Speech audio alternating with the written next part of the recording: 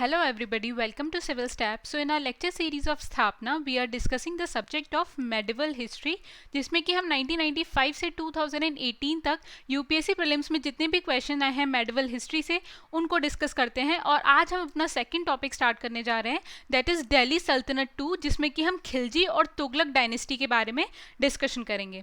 तो अभी तक हमने अपना फर्स्ट लेक्चर खत्म कर लिया है, जिसमें कि we discussed about Mamluk dynasty and Mongols, और आज हम खिलजी और तुगलक डायनेस्टी के बारे में डिस्कशन करेंगे, जिससे कि 10 क्वेश्चन आए हैं in the past 23 years. And one more thing I want to tell you, that is Sufism और रिलीजियस इन्फ्लुएंस जो था मेडिवल हिस्ट्री से, उस टाइप के क्वेश्चंस को हम आर्ट एंड कल्चर में कवर कर चुके हैं। सो एक्सक्लूडिंग देम, ये जो हमारे पास क्वेश्चंस मेंशन हैं, ये सारे क्वेश्चंस आए हैं इन द लास्ट 23 ईयर्स। तो ये चीज़ आपको ध्यान रखनी है। So now let's start with this video, but before starting let me tell you that current affairs are also a very important part, especially for the prelims. इसीलिए we have started a current affairs test series, और इसीलिए we provide you a lot of free initiatives for current affairs as well. So this test series we have started from 1st April, जिसमें कि 10 full length test हैं, और ये question papers जो हैं downloadable भी हैं एज वेल एज प्रिंटेबल भी हैं। एंड क्वेश्चन के साथ साथ we also provide you detailed explanation, जिससे कि आप पास्ट 1.5 ईयर्स के करंट अफेयर्स को रिवाइज कर सकते हैं। And we got a very good response on that, you can see hair.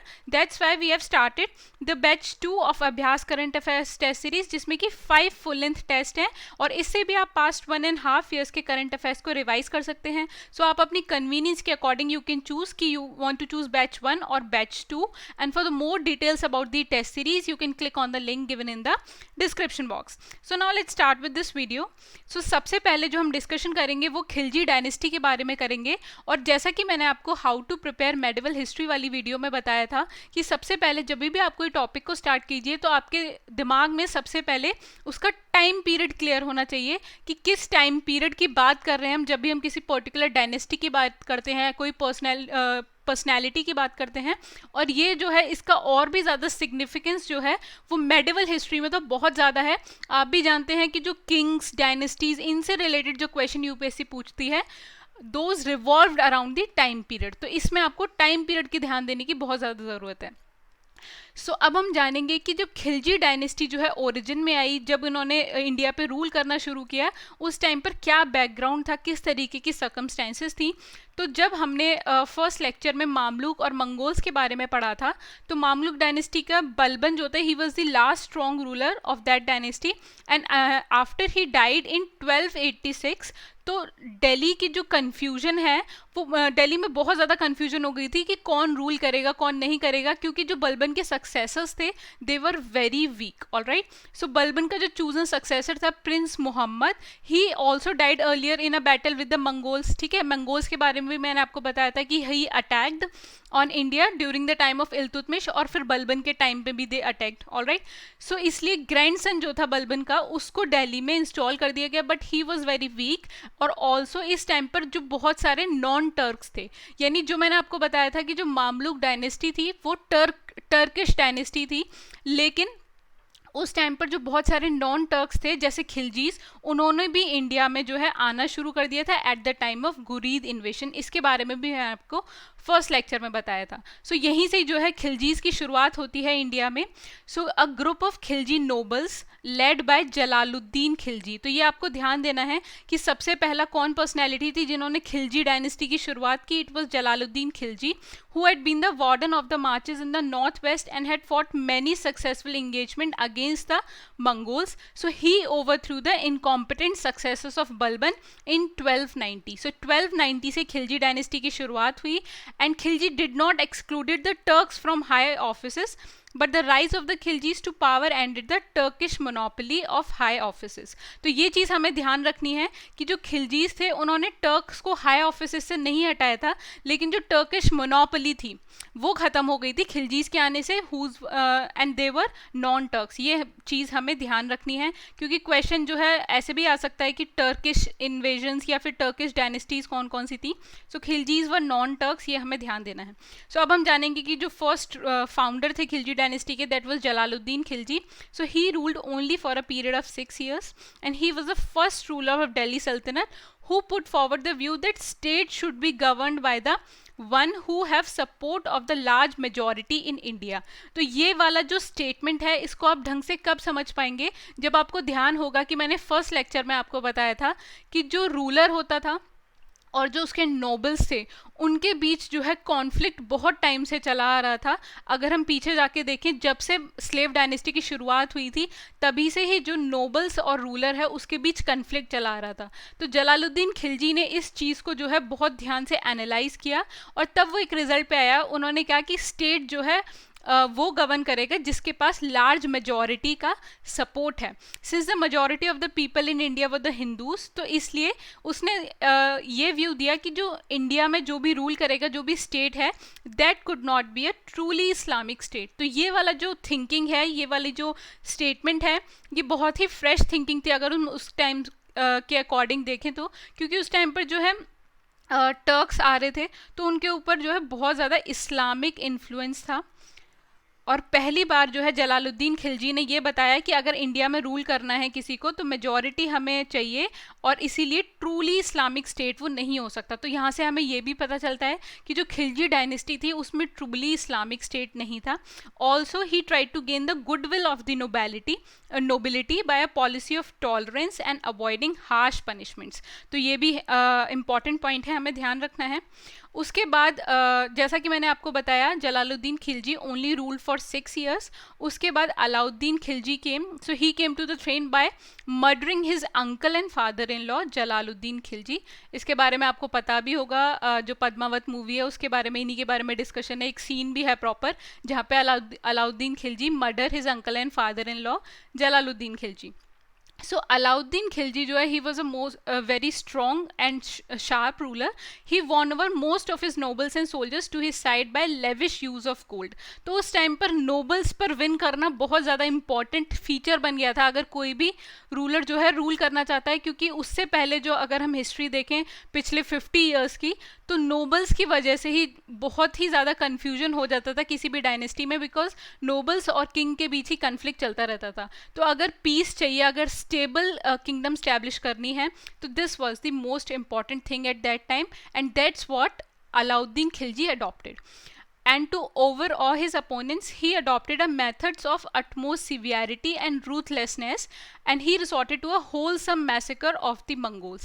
तो ये भी हमें ध्यान रखना है कि मंगोल्स जो हैं उसके he resorted to wholesome massacre of them, and he also framed a series of regulations to prevent the nobles from conspiring against him. तो nobles जो है वो king के against conspire करते थे। इसके बहुत ज़्यादा एग्जाम्पल हैं अलाउद्दीन खिलजी से पहले अगर हम देखें तो, मैंने आपको लेक्चर फर्स्ट में भी बताया था। सो इसीलिए उसने जो है nobles conspire नहीं करे, उसके लिए उसने बहुत सारे रूल्स एंड रेगुलेशंस बनाए। So first was they were forbidden to hold banquets और फेस्टिविटीज़। दूसरा, वो अलाउद्दीन खिलजी की परमिशन के बिना मैरिज अलायंस फॉर्म नहीं कर सकते थे। तीसरा, लेकिन ये जो उसने रेगुलेशंस बनाए थे, इससे क्या है, अलाउद्दीन खिलजी को ही लॉन्ग टर्म में हार्म हुआ। कैसे? क्योंकि इससे ओल्ड नोबिलिटी जो है वो डिस्ट्रॉय हो गई थी और जो न्यू नोबिलिटी थी दैट वाज वेरी वीक। तो अगर कोई भी रूलर आ जाता है या फिर कोई भी किंग बन जाता है, तो new nobility was so weak कि वो किंग को ओवरथ्रो नहीं कर सकते या फिर वो उसके अगेंस्ट नहीं जा सकते, इसलिए कोई भी किंग बन सकता था उसके टाइम पर who ascended throne of Delhi. और इसका हमें एग्जाम्पल देखने को भी मिलता है after the death of Alauddin Khilji in 1316। तो जो मलिक कफूर था, इसके बारे में भी हमने पढ़ा है। He raised a minor son of Alauddin to the throne and imprisoned और ब्लाइंडेड हिज अदर सन्स। तो अगर उससे पहले ओल्ड नोबिलिटी थी, जब नोबिलिटी स्ट्रॉन्ग थी, तब कोई भी पर्सन जो है ऐसा मूव नहीं ले सकता था। लेकिन जो ओल्ड नोबिलिटी थी वो डिस्ट्रॉय हो गई थी और इसी वजह से जो है मलिक कफूर ने अलाउद्दीन खिलजी के जितने भी अदर सन्स थे उनको इम्प्रिजन कर दिया और माइनर सन को जो है थ्रोन पे बिठा दिया, so that Malik Kafur can rule indirectly. All right.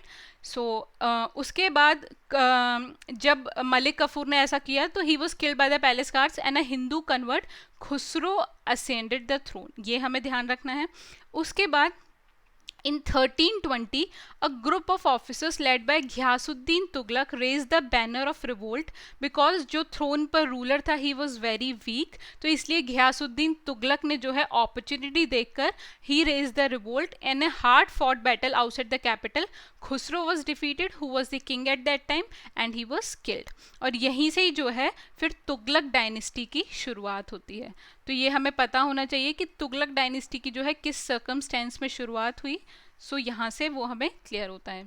अब हम पढ़ेंगे कि अलाउद्दीन खिलजी की जो मार्केट पॉलिसी थी वो बहुत ज़्यादा फेमस थी, बहुत ही यूनिक भी थी, उससे पहले किसी रूलर ने ऐसा नहीं किया था, तो वो इम्पॉर्टेंट है हमारे एग्जाम पॉइंट ऑफ व्यू से.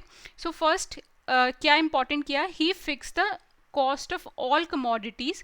उसने सारी कमोडिटीज़ की जो कॉस्ट है वो फिक्स कर दी सो दैट जो शॉपकीपर्स हैं वो लोगों से ज़्यादा हाई चार्ज नहीं कर सकें. ठीक है, तो इससे जो सारे लोग हैं, जो कॉमन पीपल थे, उनके लिए बहुत ही ज़्यादा फैसिलिटी प्रोवाइड कर दी, उनके लिए बहुत ही ईजी हो गया to afford goods because commodities का प्राइस फिक्स हो गया था. From food grains to a needle and from costly imported clothes to slaves. तो इससे हमें ये पता चलता है कि हर चीज़ का जो है प्राइस फिक्स हो गया था. उसके साथ साथ इसी पर्पस के लिए he set up 3 markets at Delhi. तो एक मार्केट था फॉर फूड ग्रेन्स, दूसरा मार्केट था for costly cloth and the third was for the horses. And each market was under the control of Shahna. तो यहाँ पर हमारे पास एक कीवर्ड है कि शाहना कौन था. शाहना वॉज द पर्सन जिसके कंट्रोल में जो है मार्केट हुआ करता था. So he was the controller of market. ठीक, उसके अलावा सब लोगों के पास जो है regular supply of cheap food grains रहे, इसीलिए जो दोआब वाला रीजन था जहाँ पर जो है फूड ग्रेन्स की ज़्यादा प्रोडक्शन होती थी, तो उसने बोला कि जो दोआब वाला रीजन है वहाँ उसको कोई भी इक्ता में डिवाइड नहीं किया जाएगा, और दोआब वाला रीजन जो है that would be paid directly to the state. उसके साथ साथ to ensure there was no hoarding. तो हमने देखा है अभी प्रेजेंट टाइम में भी होर्डिंग की वजह से जो है जैसे पल्सेस के प्राइस जो हैं वो बढ़ जाते हैं, हमने देखा है अभी प्रेजेंट टाइम में. ऐसे अनियन के प्राइसेस को भी बढ़ा लिया जाता है बाय होर्डिंग. तो होर्डिंग ना हो इसके लिए all the Banjaras was registered and their agents and family were held responsible for any violation. Also he kept very high punishment, किसके लिए, for charging a higher price और try to cheat using false weights and measures. तो उसने rules ही नहीं बनाए, उसके execution के लिए भी उसने बहुत सारी चीज़ें की, जैसे पनिशमेंट को बहुत ज़्यादा हाई रखा गया. उसी तरीके से उसने स्पेशल ऑफिसर्स को अपॉइंट किया to overlook those things. And also control of the prices was important for sultan. और उसने ये भी रूल बनाया कि जो गुड क्वालिटी हॉर्सेस हैं that could only be sold to the state. साथ में he paid his soldiers in cash. तो ये अगेन ये भी एक एडवांटेज था and he was the first sultan in सल्तनत टू डू सो. अब हम पढ़ेंगे मलिक कफूर के बारे में. So he was a slave of Alauddin Khilji and he also served as a army general of Alauddin Khilji for some time. तो अब हम उसके बारे में पढ़ेंगे कि उन्होंने क्या क्या इंपॉर्टेंट जो है मिलिट्री और कैंपेन्स किए थे. So he led 2 campaigns in south India, the first against Warangal in the Telangana area and the other against Dwarasamudra and Mabar which is a modern Karnataka and Madurai Tamil Nadu. तो इससे हमें क्या पता चलता है कि जो अलाउद्दीन खिलजी का रूल था और मलिक कफूर के थ्रू वो जो है तेलंगाना एरिया तक भी गया था और उसके साथ साथ Karnataka as well as Tamil Nadu. So इन सारे एरियाज तक जो है अलाउद्दीन खिलजी का जो रूल है, जो अथॉरिटी है, वो स्टैब्लिश हो चुकी थी. तो ये हमें चीज़ें ध्यान रखनी है. सो अब हम देखेंगे कि खिलजीज पर बेस्ड जो है लास्ट 23 ईयर्स में कौन कौन से क्वेश्चंस आए हैं. So this question came in the prelims of 1995 and the question is consider the map given below. तो हमारे पास यहाँ पर एक मैप गिवन है और उसमें एक रूट शो किया गया है एंड क्वेश्चन पूछा है the route indicated in the map was followed during the course of his military expedition by Chandragupta second, Harshavardhan, Rajendra Chola and Malik Kafur. तो जब हम इस क्वेश्चन को पढ़ते हैं तो this seems very tricky because exactly map जो है वो ध्यान रखना बहुत ज़्यादा मुश्किल होता है और साथ में ये वाला मैप जो है वो किसी भी एनसीईआरटी में भी डायरेक्टली गिवन नहीं है.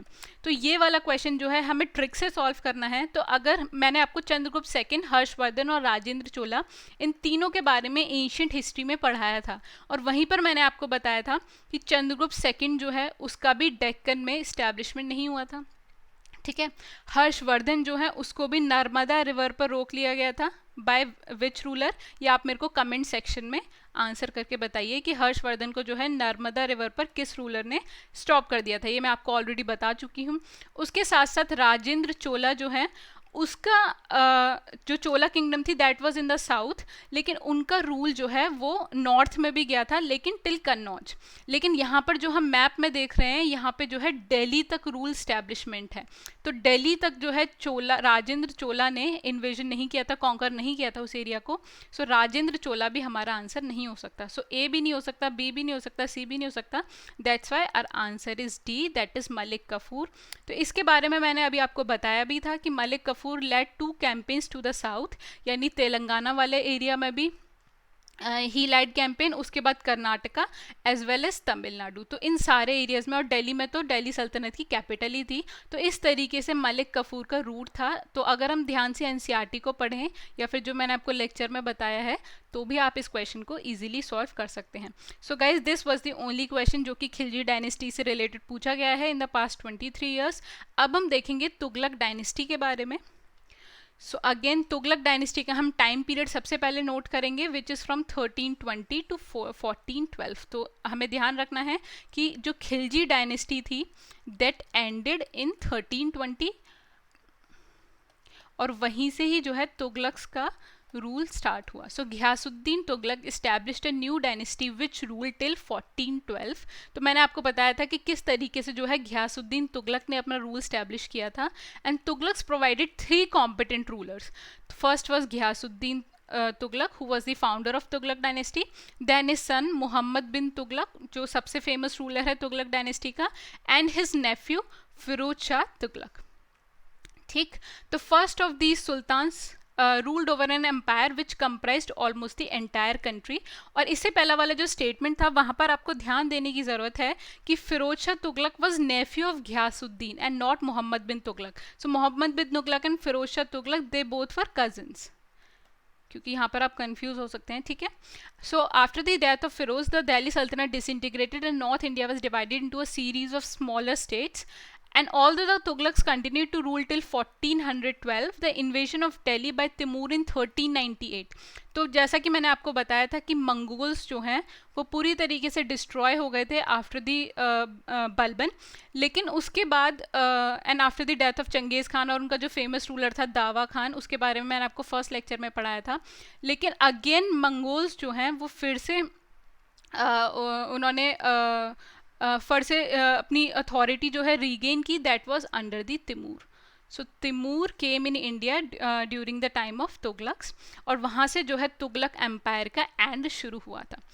अब हम पढ़ेंगे कि सबसे इंपॉर्टेंट रूलर जो था that was Mohammad bin Tughlaq. So उसके बारे में, so in some ways he was one of the most remarkable rulers of his age. लेकिन मोहम्मद बिन तुगलक किस चीज़ के लिए फेमस है? हम जानते हैं कि he started a very unique and new policies, लेकिन दे ऑल फेल्ड। ठीक है, इसके लिए मोहम्मद तुगलक सबसे ज़्यादा फेमस है। तो हम जानेंगे उसके बारे में कि उसकी पर्सनैलिटी कैसी थी, क्या क्या इंपॉर्टेंट चीज़ें उसने की थी। ठीक है, so he was deeply read in religion and philosophy and he used to converse with the Muslim mystics and also with the Hindu yogis and Jain sects such as Jinnah Prabha Suri। तो इससे हमें पता चलता है कि जिना प्रभा सूरी का time period क्या है। He was present during the time of Tughlaq dynasty and he also prepared to give high offices to people on the basis of merit।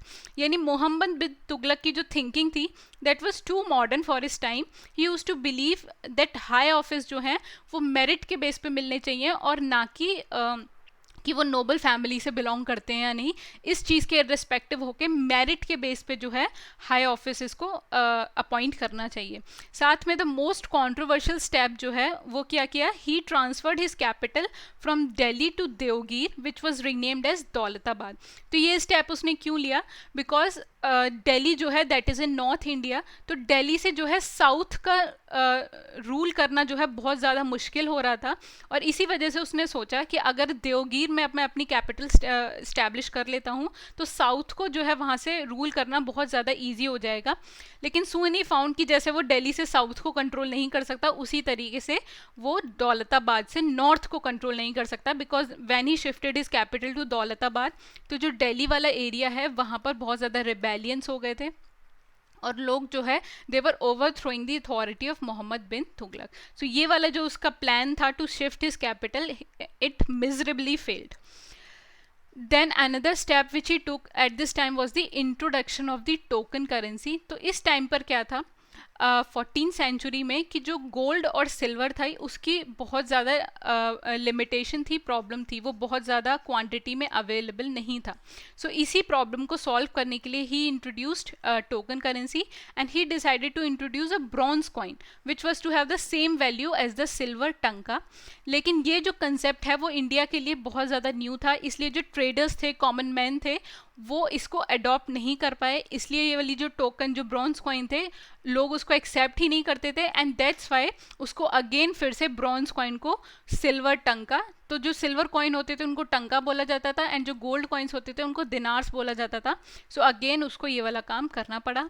Also इसकी एग्जीक्यूशन में भी प्रॉब्लम थी कि जो कॉइन्स की फोर्जिंग होती थी, तो जो ब्रॉन्ज कॉइन था उसके फोर्जिंग करना इजी था क्योंकि लोगों के पास सिल्वर और गोल्ड प्रेजेंट नहीं होता था, इसलिए उनको फॉर्ज करना डिफिकल्ट था. But this was available with people, that's why he could not stop the forging of the coins and finally he decided to withdraw the token currency. तो इससे हमें पता चलता है कि अनदर स्टेप विच ही टूक of the introduction of the token currency वो भी उसका फेल हो गया. एक सबसे इंपॉर्टेंट चीज़ हमें पता चलती है कि मोरक्कन ट्रैवलर इब्न बतूता जो था, he came to Delhi during the reign of Mohammad bin Tughlaq in 1333. तो how to prepare medieval history वाले में मैंने आपको बताया था कि किसी भी पर्टिकुलर टॉपिक से क्या क्या इंपॉर्टेंट पर्सनैलिटीज़ रिलेटेड हैं वो हमें ध्यान रखनी है. सो इब्न बतूता जो है he is related to the Tughlaq dynasty. उसके बाद Mohammad Tughlaq had to content the security of the frontiers also. तो ऐसा नहीं कह सकते हैं कि उसको अपने फ्रंटियर्स की तरफ से कोई भी प्रॉब्लम नहीं थी. That's why he introduce these unique और डिफरेंट स्टेप्स. उसको फ्रंटियर से भी प्रॉब्लम थी. जैसे मंगोल्स जो हैं उस टाइम तक वीक हो गए थे, लेकिन इतने भी वीक नहीं थे. They were still strong enough to threaten the Punjab and the areas near Delhi.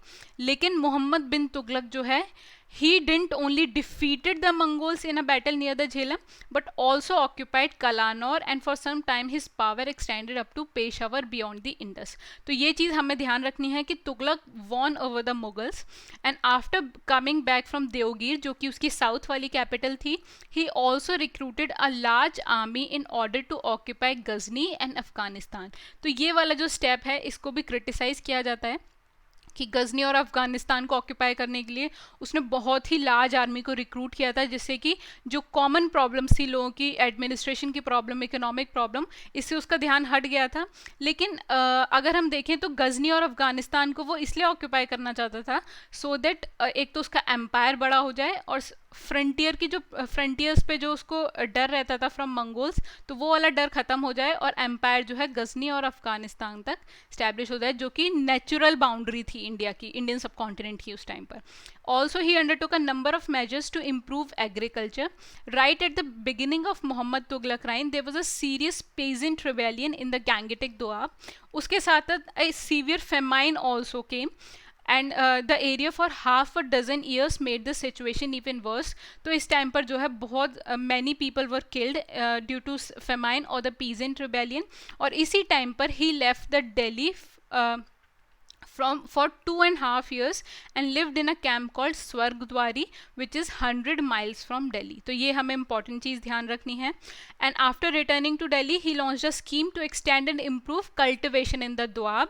और इसके लिए उसने एक separate department को establish किया which was Diwan ए आमिर ए कोही. तो ये हमें ध्यान रखना है, ये जो है एग्रीकल्चर को इम्प्रूव करने के लिए इस वाले डिपार्टमेंट को establish किया गया था.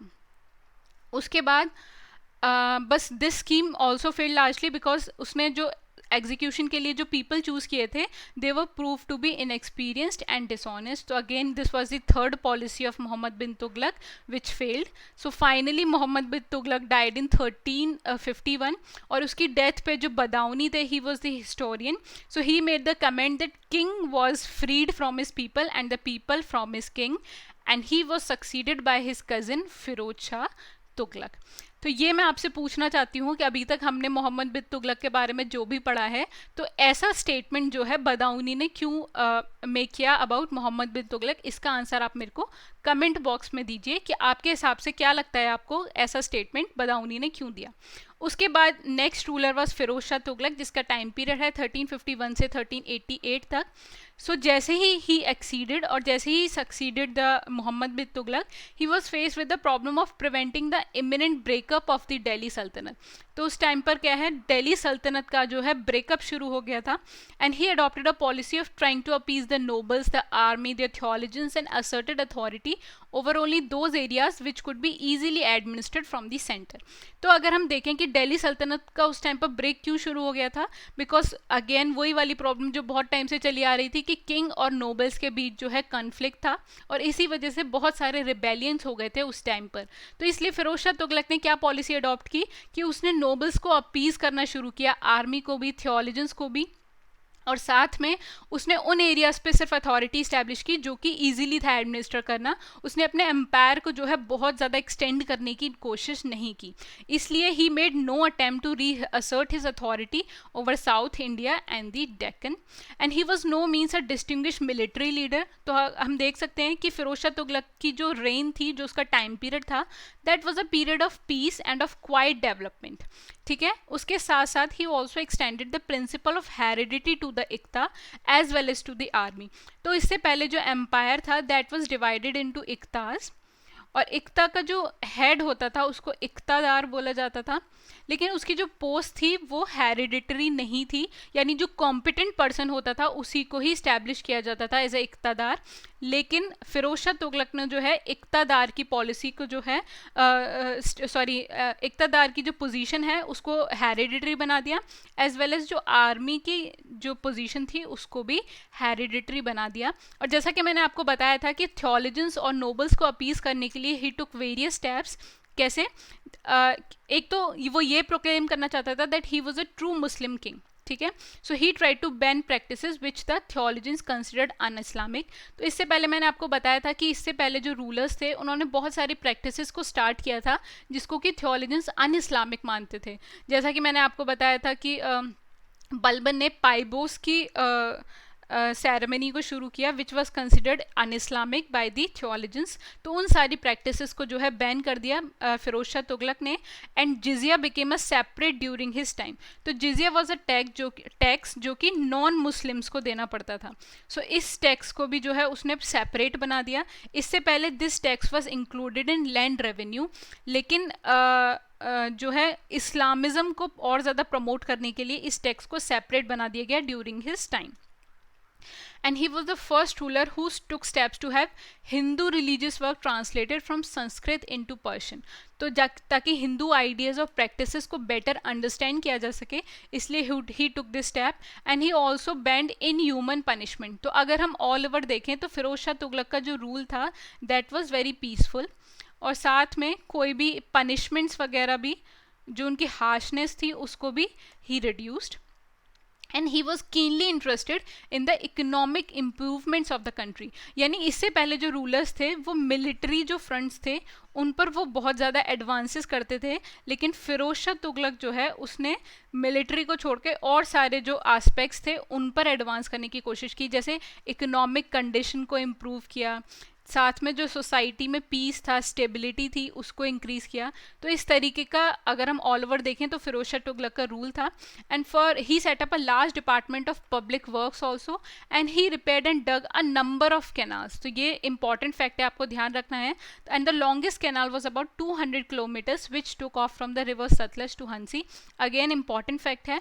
And he ordered his officials that whenever they attack the place, ठीक है, सो दे should select handsome and well born young boys and send them to sultan as slaves.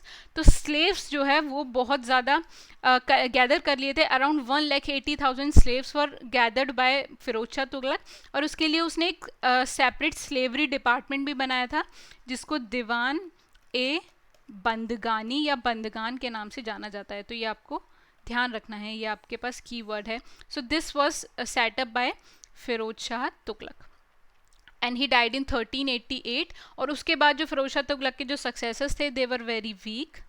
And the last ruler of the Tughlaq dynasty was Nasiruddin Mahmud which he ruled from 1394 to 1412 and he was the last ruler of the Tughlaq dynasty. So guys, this was all about Tughlaq dynasty. अब हम देखेंगे कि इस पर based जो questions आए हैं in the previous exams. So this question came in the prelims of 2002 और इस question में हमारे पास दो statements given है. First is assertion statement, second is reason. और सबसे पहले तो हमें ये देखना है कि दोनों statements correct हैं या नहीं. अगर दोनों correct हैं तो then we will see कि जो reason है वो assertion का correct explanation है या नहीं. So first है Muhammad bin Tughlaq left Delhi and for 2 years lived in a camp called Swargdwari. तो again स्ट्रेट फॉरवर्ड फैक्ट है, एनसीईआरटी में मेंशन है, मैंने आपको प्रीवियस स्लाइड्स में बताया भी था. तो जो असर्शन स्टेटमेंट है दैट इज करेक्ट. उसके बाद रीजन है at that time Delhi was ravaged by a form of plague and many people died. तो अगेन ये वाला भी मैंने आपको फैक्ट बताया था in the previous slides. So again reason statement भी हमारे पास करेक्ट है. ऑलराइट, सो अगर हम ध्यान दें कि मोहम्मद बिन तुगलक जो है वो 2 इयर्स तक कैंप में क्यों रहा, तो मैंने आपको बताया था कि उस टाइम पर जो है फेमाइन था, प्लेग था और इसी वजह से मोहम्मद बिन तुगलक 2.5 इयर्स के लिए दिल्ली के बाहर रहा था. सो जो रीज़न है वो करेक्ट एक्सप्लेनेशन है असर्शन का, इसलिए जो हमारा आंसर होगा वो होगा both A and R are true and R is the correct explanation of A. That's why our answer is option A. अब बढ़ते हैं अपने नेक्स्ट क्वेश्चन की तरफ. So this question again came in the prelims of 2002 and the question is the historian Birnie refused to consider the state in India under Delhi Sultans as truly Islamic. ठीक है, ये हम जानते हैं कि Delhi sultans के अंडर जो rule था that was not truly Islamic. तो उसका रीजन क्या है? सो फर्स्ट है the majority of the population did not follow Islam. तो ये वाला जो स्टेटमेंट है वो इनकरेक्ट है बिकॉज इस टाइम पर जो पॉपुलेशन है उसने कोई भी ऐसा कन्वर्जन नहीं हुआ था. जो लोग इस्लाम थे वो इस्लाम ही थे, जो लोग हिंदू रिलीजन को फॉलो करते थे वो करते ही थे. तो इसलिए ये वाला स्टेटमेंट जो है वो करेक्ट नहीं है. उसके बाद the Muslim theologist were often disregarded. तो ये वाला जो स्टेटमेंट है ये भी इनकरेक्ट है बिकॉज मुस्लिम थियोलॉजिस्ट जो थे उनकी बहुत ज़्यादा रिस्पेक्ट की जाती थी. They were most respected people in the society. So B भी हमारा रीज़न नहीं है. उसके बाद the sultan supplemented the Muslim law by framing his own regulation. तो अगर जो भी अभी तक मैंने आपको पढ़ाया है उसको हम ध्यान से देखें तो जो मुस्लिम रूलर्स थे उन्होंने जो है मुस्लिम लॉ को एग्जैक्ट ना मानते हुए उसमें अपनी तरफ से बहुत सारे चेंजेस ऐड कर दिए थे सो दैट कि जो इंडिया की पॉपुलेशन थी वो हिंदूज़ की थी, सो दैट वो भी अपने आप को जो है कनेक्ट कर सकें, वो भी ईजिली रह सकें under the rule of the Muslim rulers. इसीलिए उन्होंने अपनी तरफ से बहुत सारे रूल्स एंड रेगुलेशन इस्टेब्लिश किए थे और जो कि अन इस्लामिक भी कंसिडर किए जाते थे बाय मैनी थियोलॉजियंस. और इसीलिए जो है बर्नी ने स्टेटमेंट में किया है कि the rule under Delhi sultans was truly Islamic नहीं था. That's why C is the answer here. Now let's move forward to our next question. So this question came in the prelims of 2006. Again इस question में भी हमारे पास दो statements हैं. So पहले हम देखते हैं कि इसमें से कौन से statements correct हैं. So assertion statement है Mohammad bin Tughlaq issued a new gold coin which was called dinar by Ibn Battuta. ठीक है, तो मोहम्मद इसके बारे में मैंने आपको बताया ही था कि ही इशूड ब्रॉन्ज कॉइन, लेकिन वो वाली जो स्कीम है वो फेल हो गई थी because people refuse to accept that coin, common people as well as traders. तो इसीलिए उसने फिर उनको सिल्वर टंका और जो गोल्ड दिनार्स थी उससे एक्सचेंज कर लिया था. सो असर्शन स्टेटमेंट हमारे पास करेक्ट है. उसके बाद रीजन है Mohammad bin Tughlaq wanted to issue token currency in gold coins to promote trade with west Asian and north African countries. ये वाला स्टेटमेंट जो है that is wrong on many levels. First कि उसने टोकन करेंसी जो है वो ब्रॉन्ज में इंट्रोड्यूस करने की बात की थी, इसलिए यहीं पर ये गलत है. उसके साथ साथ ही also didn't wanted to promote trade with West Asia and north African countries. ठीक है, इसका हमें मेंशन नहीं मिलता है, इसलिए जो रीजन स्टेटमेंट है वो इनकरेक्ट है. That's why our answer is option C, that is A is true but R is false. अब बढ़ते हैं अपने नेक्स्ट क्वेश्चन की तरफ. So this question came in the prelims of 1999 and the question is the king was freed from his people and they from their king. On whose death did Badauni comment thus. तो ये जो है बहुत straight forward question है. इसके बारे में मैंने आपको बताया था कि व्हेन मोहम्मद बिन तुगलक डाइड उसी की डेथ पर Badauni commented this. That's why our answer is option C. Again मैंने आपको वहाँ भी पूछा था, मैं आपको फिर से याद दिला देती हूँ कि ऐसा स्टेटमेंट उसने क्यों मेक किया, इसका रीज़न क्या हो सकता है, ये आपको कमेंट बॉक्स में आंसर करके बताना है. Now let's move forward to our next question. So this question came in the prelims of 1998, and the question is, the Sultan of Delhi, who is reputed to have built the biggest networks of canals in India, was Iltutmish, Ghiyasuddin Tughlaq, Firoz Shah Tughlaq and Sikandar Lodi. तो मैंने आपको बताया था कि फिरोज शाह तुगलक जो है he was very interested in advancing the economic condition of his empire, और इसी के लिए उसने जो है कैनल्स के बहुत ज़्यादा नेटवर्क इस्टेब्लिश किया था, और जो लार्जेस्ट कैनाल थी which was about 200 kilometres. So that's why our answer is option C, that is Firoz Shah Tughlaq. Now let's move forward to our next question. So this question came in the prelims of 2002, and the question is, with reference to medieval Indian rulers, which one of the following statements is correct? So first is, Alauddin Khilji first set up a separate Aris department. Second, Balbal introduced the branding system of horses in his military. Third, Muhammad bin Tughlaq was succeeded by his uncle to the Delhi throne, which is wrong because he was succeeded by his cousin. So third तो easily incorrect है, हम बता सकते हैं. उसके बाद fourth है, Firoz Tughlaq set up a separate department of slaves. तो इसके बारे में मैंने आपको पढ़ाया था कि फिरोज शाह तुगलक जो है उसने स्लेव्स का सेपरेट डिपार्टमेंट इस्टेब्लिश किया था, जिसको दीवान बंदगानी नाम से जाना जाता है. इसलिए हमारा आंसर जो है दैट इज ऑप्शन डी. अब हम बढ़ते हैं अपने नेक्स्ट क्वेश्चन की तरफ. So this question came in the prelims of 2004, and the question is, who was the last ruler of the Tughlaq dynasty of the Delhi सल्तनत. अगेन बहुत ज़्यादा स्ट्रेट फॉरवर्ड क्वेश्चन है. एनसीईआरटी जिसमें भी दिल्ली सल्तनत के बारे में गिवन है, हर बुक में ये वाला गिवन होगा कि Nasiruddin Mahmud was the last ruler of the Tughlaq dynasty, जिसका रूल जो है 1412 में एंड होता है. इसलिए हमारा आंसर है option C. So guys these were the questions जो कि तुगलक डायनेस्टी से पूछे हुए हैं. अब एक सबसे इंपॉर्टेंट टॉपिक है हमारे कीवर्ड्स का, जिससे यूपीएससी जो है ऑलमोस्ट हर ईयर क्वेश्चन पूछती है. तो यहाँ पर मैंने सारे कीवर्ड्स मेंशन कर दिया और उनका मीनिंग क्या है. तो यहीं पर आपको ये वाली वीडियो पॉज करनी है और सारे कीवर्ड्स और उनका मीनिंग जो है आपको याद करना है और बार बार रिवाइज करना है. तो इस वाले पेज का प्रिंट आउट भी निकलवा सकते हैं, अपने पास रख सकते हैं, सो दैट बार बार आप इसको रिवाइज कर पाएँ. और इसमें से मैं आपको एक स्पेशल कीवर्ड बताना चाहूँगी विच इज़ फवाजिल, जिससे कि पास्ट ईयर क्वेश्चन में पास्ट ईयर्स में इससे क्वेश्चन पूछा गया है. तो इसका आप मीनिंग सबसे पहले ध्यान दे लीजिए कि fawazil means excess amount paid by the iqtadars. उसके साथ साथ ये सारे इंपॉर्टेंट हैं, ये आप ध्यान कर लीजिए. अगेन कीवर्ड्स जो हैं, सेंट्रल डिपार्टमेंट जो हैं वो दिल्ली सल्तनत में बहुत सारे इस्टेब्लिश किए गए थे, तो उनका स्पेशली क्या मीनिंग है ये भी बहुत ज़्यादा इंपॉर्टेंट है.